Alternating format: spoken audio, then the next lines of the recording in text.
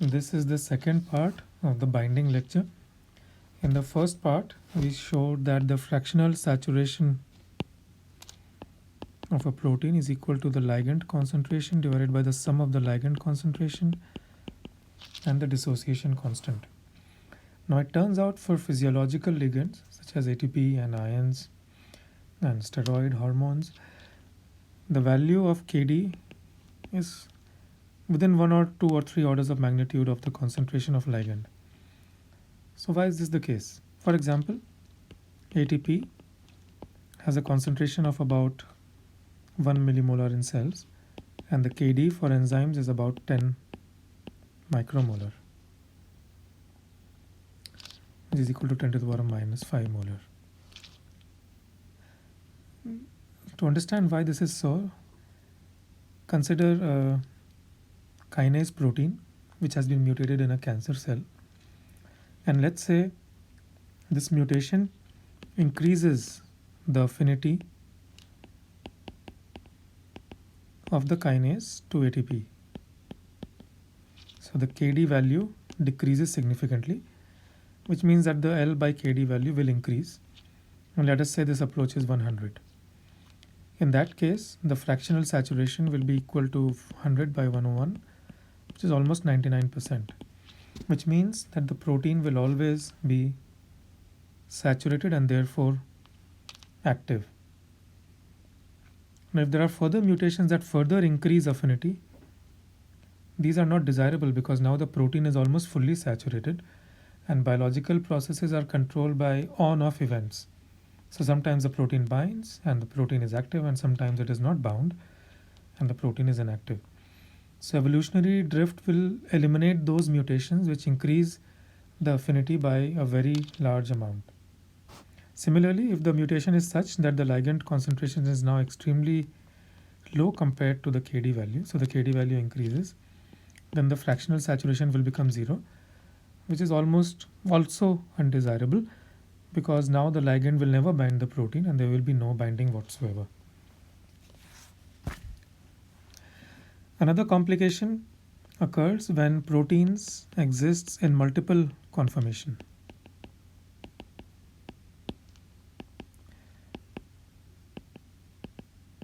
So usually proteins do exist in multiple conformations, and several of these might be stable and accessible at normal body temperatures. So if you have a protein binding to a ligand, we have simply a Gibbs free energy of binding. But it's possible that the protein exists in two forms, P and P star.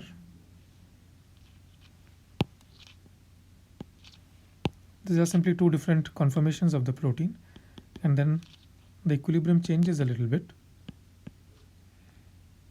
and you form the protein ligand complex, and the ligand we assume can only bind to the P form and not to the P star form.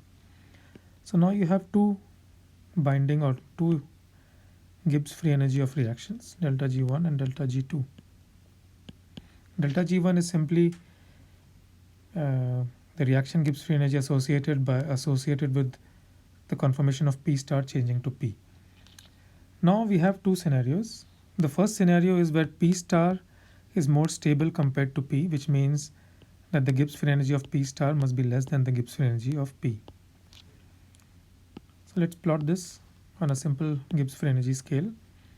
So this could be the Gibbs free energy of P star, and this could be the Gibbs free energy of P. So P is more stable than P star, and of course if the reaction is going to the right, then the protein ligand complex is most stable. Let's say it is here. So if the ligand is going to bind to the protein, then this difference here, this is delta G2, while delta G1 is the difference in Gibbs free energy of P and P star. So this is delta G1. So when the protein binds only to P, a large fraction of this delta G2 is spent in overcoming delta G1 itself, which means that the binding doesn't occur as frequently simply because P is less stable than P star. Also remember, for these arguments to hold, delta G1 must be significantly greater than thermal energy. If this is not the case, then P will have the same population as P star. The second case is where the Gibbs free energy of P is less than P star. And then we'll have P here, P star here, and the protein ligand complex here. This would be delta G1. And now this would be delta G2.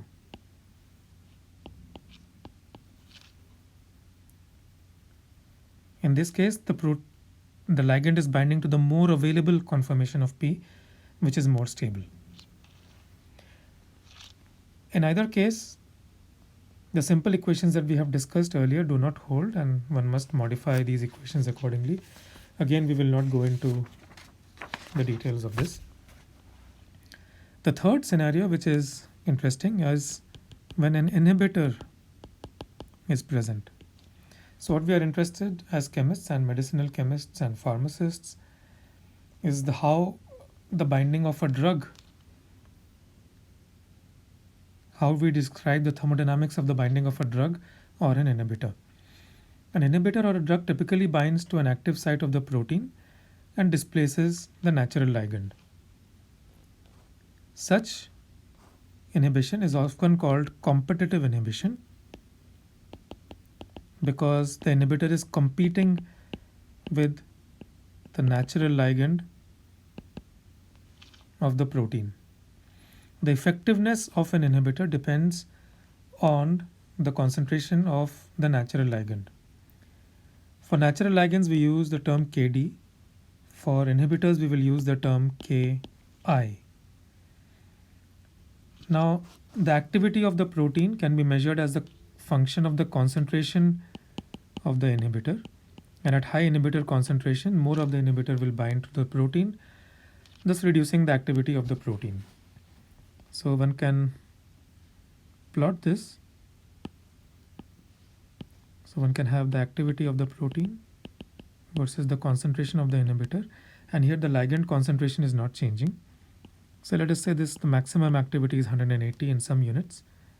And this curve typically looks like this. We will not go into reasons why this is a sigmoidal type of curve.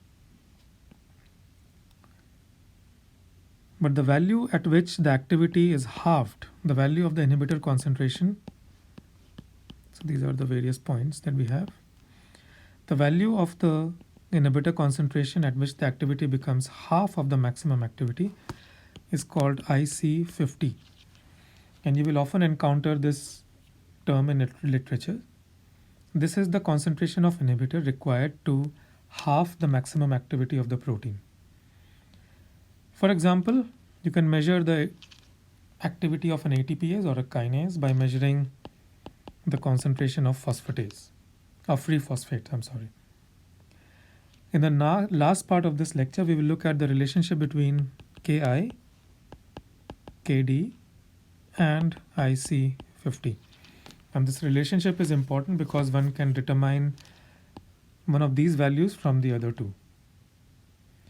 We should also remember here that we presume that the activity of the protein is proportional to the concentration of the protein ligand complex. So when the ligand binds to the protein, it is activated, which means that the activity is equal to some constant multiplied by the protein ligand, concentration of the protein ligand complex. Now, instead of only P and L, we have P plus the ligand plus the inhibitor. And now either you can form the protein ligand complex plus the inhibitor, or we can form the protein inhibitor complex plus the ligand. The dissociation here, constant here, is called Kd, which we are familiar with, and this one is now called Ki. And now we can write Kd as we wrote it earlier. And similarly, Ki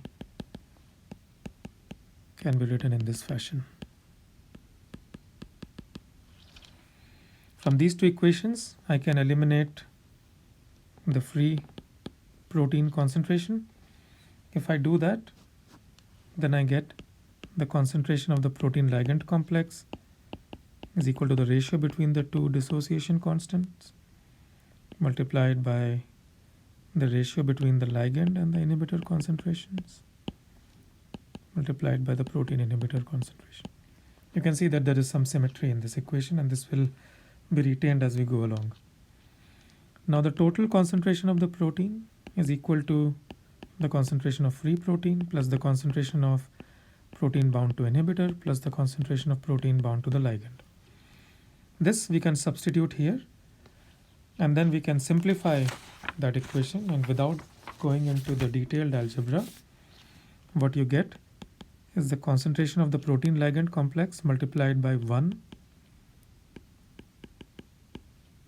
plus this ratio plus the similar ratio for the ligand.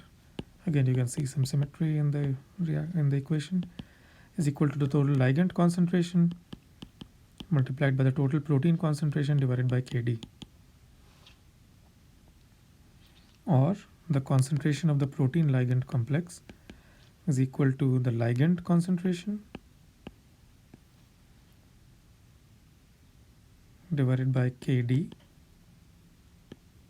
1 plus the inhibitor concentration divided by Ki plus the ligand concentration. So I made some assumptions here that I have not talked about, or sorry, simplifications that I have not talked about. Now this value we can call alpha, and then the protein ligand concentration is equal to the ligand concentration divided by alpha multiplied by the dissociation constant plus the ligand concentration. I'm sorry.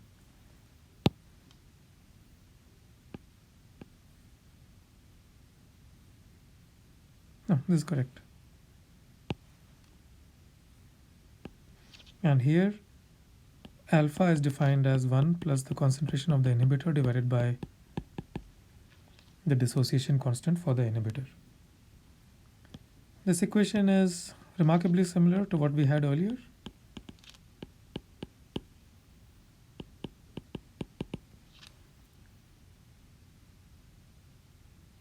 So this should be PL by P total.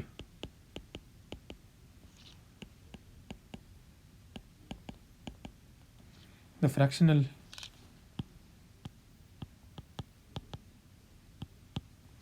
this is the fractional saturation. So in the absence of an inhibitor, this is the fractional saturation. In the presence of the inhibitor, this is the fractional saturation. When then there is no inhibitor, so the concentration of the inhibitor is 0, then alpha becomes equal to 1, and this equation simplifies to this equation here.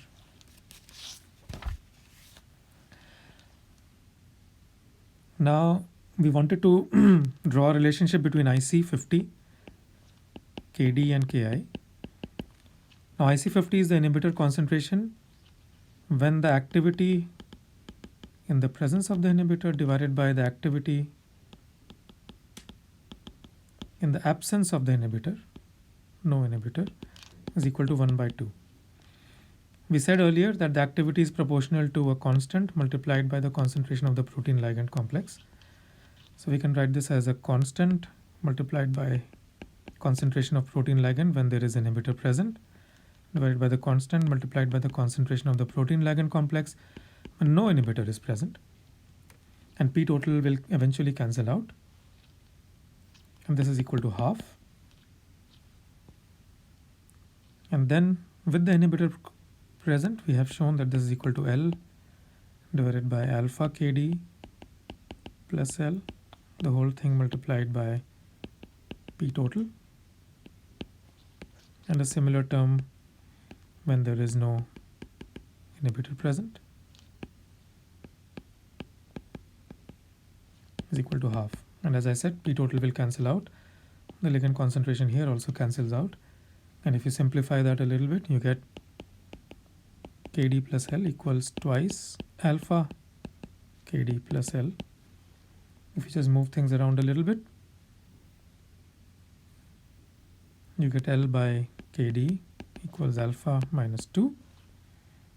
and this is equal to 1 plus IC50, because this is the inhibitor concentration when the activity of the protein is half the maximum activity,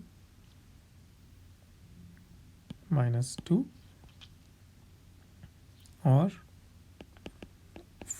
upon further simplification you can show that the ratio between IC50 and the inhibitor dissociation constant is equal to the ligand concentration divided by Kd plus 1.